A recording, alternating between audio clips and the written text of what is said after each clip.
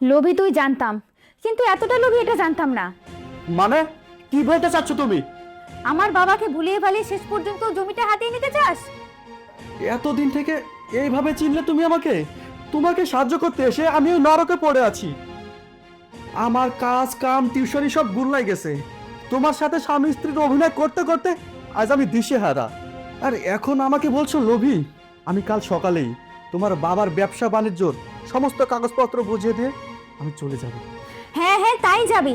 আমি আর তোকে দেখতে চাই না, আমার চোখের সামনে থেকে চলে যা।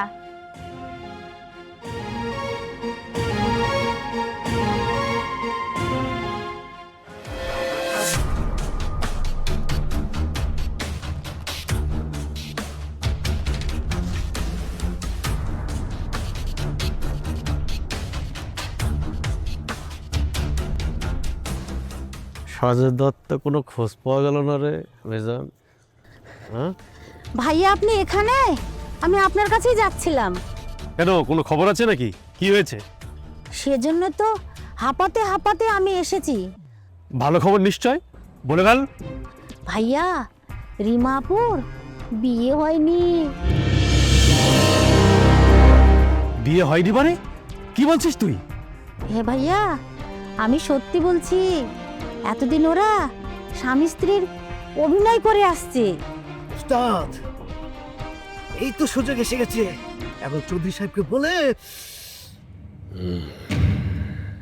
ভাইয়া, আপনারা আবার আমার নাম করেন না। আরে না না, তোর নাম করবো কেন? যা,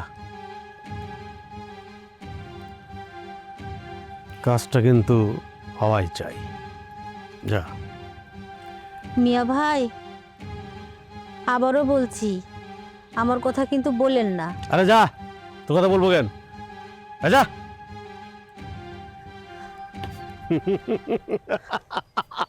মিজান উস্তাদ, খেলা তো জমি গেছে চৌধুরী।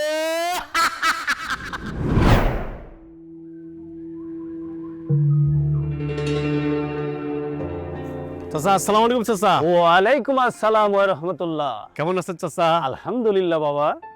তা কেমন আছো বাবা? আলহামদুলিল্লাহ চাচা। তবে একটা কথা জিজ্ঞাসা করার জন্য আপনার কাছে যাচ্ছিলাম চাচা। কি কথা বাবা? এখানে বলা যাবে না বাড়ির দিকে যাওয়া লাগবে?